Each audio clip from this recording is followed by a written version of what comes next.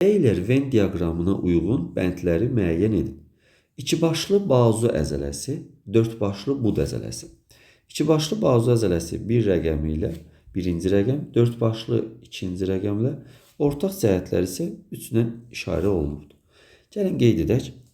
Əsas kütləsini təşkil edən hüceyrələr çox nüvəlidir. İkibaşlı bazu əzələsi də eninə zolaqlıdır. Dördbaşlı bud əzələsi də eninə zolaqlıdır və bunlar çox nüvəlidir. Ona görə də ortaq cəhətləri olacaqdır. 1. Vətərləri vasitəsilə yuxarı ətraf sümüklərinə bağlanır. Təbii ki, ikibaşlı bazu əzələsi yuxarı ətrafımız bazudursa, 2 birincinə aid olacaqdır.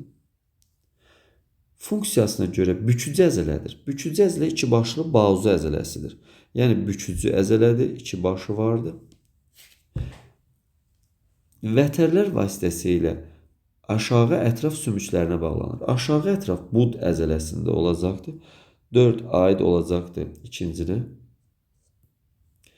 5-ci funksiyasına görə açıcı əzələdir.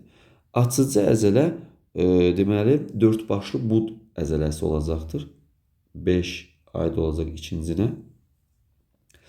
Fəaliyyəti sinir humoral yolla tənzim olunur. Təbiidir ki, hər ikisi sinir və humoral yolla bütün orqanlar kimi tənzim olunacaqdır. Deməli, düzgün cavabımız olacaqdır. Birinci 2, 3. Birinci 2, 3. İkinci 4, 5. İkinci 4, 5. Üçüncü 1, 6 olacaqdır.